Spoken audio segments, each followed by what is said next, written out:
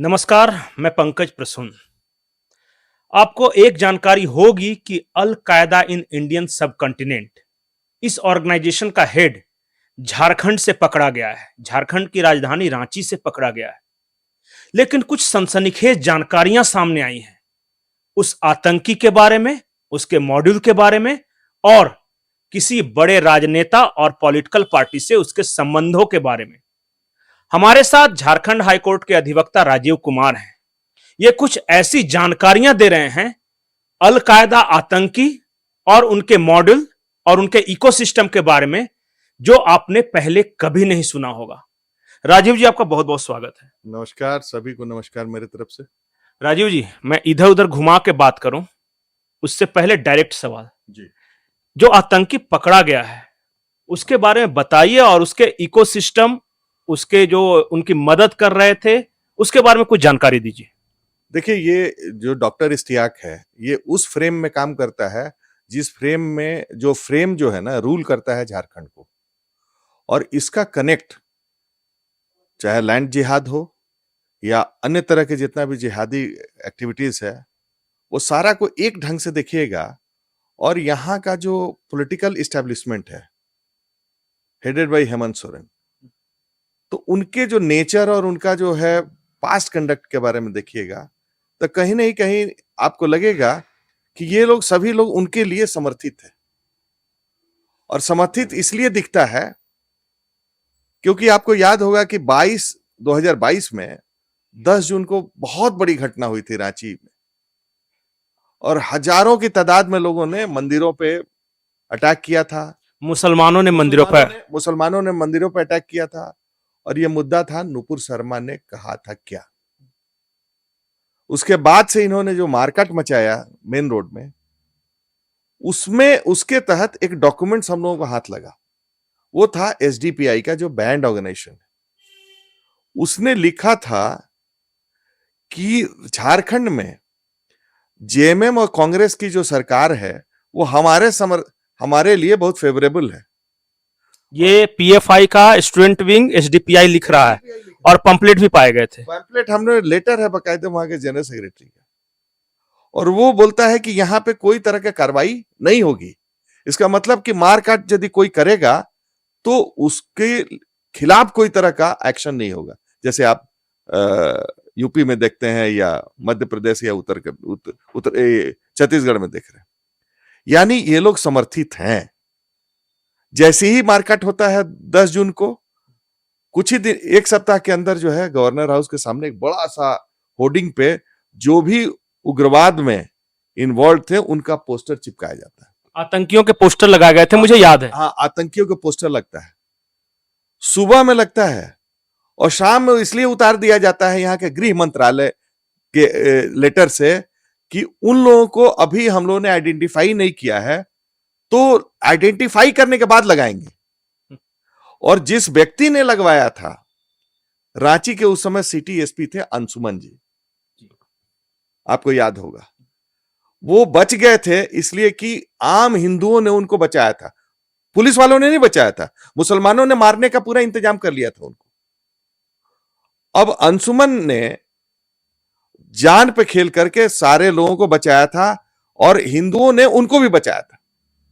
जब उनपे अटैक हुआ था हनुमान मंदिर पे और गोली चली थी आपको काली मंदिर पे, मेन रोड रांची में, उसके बाद अंशुमन का ट्रांसफर हो जाता है, मामला ऑनरेबल हाईकोर्ट में जाता है। वहां कई तरह के डॉक्यूमेंट्स हम लोगों को मिलते हैं। टोटल 40 से 45 एफआईआर होते हैं। कार्रवाई एक एफआईआर पे, 2 एफआईआर पे होती है। कुछ एक दो लोगों को, 2-4 लोगों को पकड़ के अंदर कर दिया जाता है, लेकिन उतनी बड़ी घटना होती है और कार्रवाई नहीं होती है। अब हम आगे बढ़ते हैं, जो आप जिस बात की कह रहे हैं। जब एसडीपीआई का लेटर ये बोलता है तो यहां डॉक्टर इश्तियाक जैसे कितने डॉक्टर इश्तियाक बैठे हुए हैं झारखंड में। और देखिए, डकैत जो है ना अपने घर में कभी डकैती नहीं करता। ये जो उग्रवादी है ना, इस एरिया में कभी भी डिस्टर्ब नहीं करेंगे। इसलिए इनको पता है कि एनआईए का या और अदर एजेंसीज का ध्यान इनके तरफ आ जाएगा। और गवर्नमेंट के साथ चूंकि इनका टाई अप है तो गवर्नमेंट भी डिस्टर्ब होगी, क्योंकि एसडीपीआई का लेटर उस तरह का बोलता है। तो अभी जो सरकार है वो इनको प्रोटेक्शन देती है और कोई कार्रवाई इनके खिलाफ नहीं करेगी, वो सेंट्रल एजेंसी करे, वो अलग बात है। एक और खबर आई है कि ये जो अलकायदा का आतंकी इश्तियाक है, इसका कोई रिश्तेदार का सीएम हाउस में आना जाना था। कोई बबलू खान शायद है जो कि कांग्रेस का नेता। क्या है वो पूरी कहानी? देखिए, बबलू खान बहुत पुराना यहाँ का नेता है, और एक चीज जानते हैं, नेचर और सिग्नेचर आदमी का नहीं बदलता। बबलू खान कांग्रेस का भले हो सकता है, कई इलो लैंड जिहाद से भी लगे हुए हैं। बिल्कुल। और जिस व्यक्ति का हम इसलिए बोल रहे हैं कि एसडीपीआई के लेटर के बेसिस बोल रहे हैं, क्योंकि जो मुसलमानों के नेता जो हैं उनका आना जाना सीएम हाउस में है, वो क्लियर है, क्योंकि एसडीपीआई का लेटर बोलता है कि हम लोगों के लिए सबसे ज्यादा अच्छा वातावरण है, फेवरेबल गवर्नमेंट है, जहां पे कितनों मारकाट करेंगे, कुछ भी उल्टा सीधा धंधा करेंगे नहीं होगा। तो इसी के लिए यहां पे मॉड्यूल जो है आपका मैंने एक तरह से कर रहा है कि इलो पनप रहा है। और ये जो क्षेत्र जहां जहां से लोग पकड़ाए हैं, ये आज ही का नहीं, पहले भी जितने भी उग्रवादी घटनाएं हुई हैं देश में, उसके मॉड्यूल यहीं से पकड़ाए हैं। चाहे सीटियों में पकड़ाया होगा, आपको याद होगा, या अन्य जगहों में चान्हों में पकड़ाया होगा। तो ये तो पूरा क्षेत्र है। और बता दें, वहां का एमएलए इनको प्रोटेक्शन देने वाले लोग हैं, उनका फुल प्रोटेक्शन है, क्योंकि ये जिताते उसी को है, क्योंकि वो हमको प्रोटेक्ट करेगा। तो ये सारा जो इकोसिस्टम है झारखंड में, वो सीएम हाउस से लेकर के नीचे तक विधायक है, ये लोग सारे लोग समर्थित हैं, जान दे रहे हैं उनके लिए, उग्रवादियों के लिए।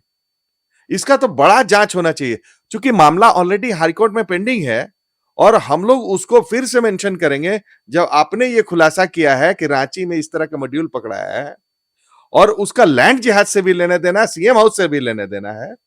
तो चीफ मिनिस्टर के बारे में हम अपने पिटीशन में भी लिखे हैं कि ये लोग जो है फॉल्स केसेस में लोगों को फंसाते हैं, और इनका हैबिट है, ये ईडी के ऑफिसर्स को एफआईआर करा देते हैं, फॉल्स एफआईआर। एक बात और है कि पिछले चंद सालों में भारत में कहीं भी बड़ी आतंकी घटनाएं हुई हैं, उसके तार कहीं न कहीं झारखंड से जुड़े पाए गए हैं। चाहे प्रधानमंत्री के सभा में जो पटना के गांधी मैदान में जो बम विस्फोट हुआ था, वहां से लेकर बोधगया के बम विस्फोट से लेकर बाकी कहीं भी अगर बड़े आतंकी मॉडल पकड़ाए हैं तो झारखंड से गिरफ्तारी जरूर हुई है। आरोप यह है कि झारखंड में जो इकोसिस्टम है ऐसे आतंकियों को पनाह देता है, और जो उनके खिलाफ बोलता है उसे पुलिस केस में फंसाया जाता है। हम एक उदाहरण जी, एक और चीज पे आपको हम ध्यान ले चलेंगे। अब बॉर्डर पे चलते हैं हम लोग, बांग्लादेश बॉर्डर पे। बांग्लादेश बॉर्डर का कहने का मतलब है कि अभी ऑनरेबल हाईकोर्ट जो है एक जनहित याचिका की सुनवाई कर रही है दनियाल दानिश का। उस मामले में कई एफिडेविट दायर हुए हैं। उसमें हम आज खुलासा करना चाह रहे हैं कि वहां एक लेटर आता है एक सर्किल अफसर का, जब यह पूछा जाता है क्या आपके क्षेत्र में बांग्लादेशी घुसपैठ हुआ है कि नहीं, तो वो चिट्ठी जानते हैं किसको भेजता है? डायरेक्ट वो भेजता है मीडिया सेल जेएमएम को। अब समझ सकते हैं, वो सीओ पहले चिट्ठी मीडिया सेल के जेएमएम के मीडिया सेल को भेजता है, और वो जो है फेसबुक में डालता है। आपको हम देंगे और आप उसको दिखाइए कि कैसे इकोसिस्टम काम कर रहा है। यानी एक उग्रवादी है, आतंकवादी है, जिसका सीएम हाउस में कनेक्शन है।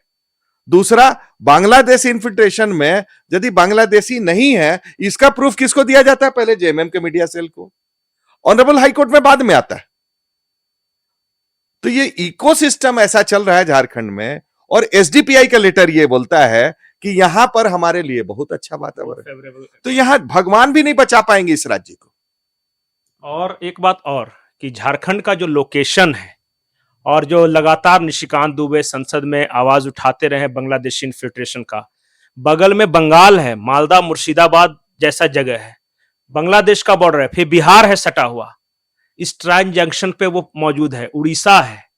तो एक छोटा सा राज्य जहां मीडिया की नजर कम जाती है, जंगलों से भरा राज्य है, जहां आदिवासी रहते हैं, वहां पे छुपकर आतंकी मॉड्यूल चलाना आसान हो जाता है। इसलिए जब जब चाहे वो आईएसआईएस के आतंकी पकड़े जाएं, अलकायदा के आतंकी पकड़े जाएं, लश्कर, जैश, कहीं के भी आतंकी, पाकिस्तानी आतंकी मॉडल, इंडियन मुजाहिदीन, हम नाम गिनाते गिनाते थक जाएंगे, लेकिन हर आतंकी मॉडल झारखंड में जरूर मौजूद रहता है। कभी जमशेदपुर से पकड़ा जाए, कभी लोहरदगा से, अधिकांश रांची से, फिर हजारीबाग से, संथाल परगना से, लगभग सभी जिले आतंकी का ठिकाने बने हुए हैं।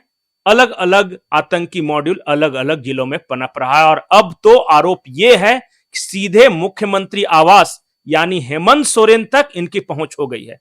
सच्चाई क्या है भगवान जाने। आपको यह वीडियो कैसा लगा कमेंट देकर जरूर बताएं। नमस्कार।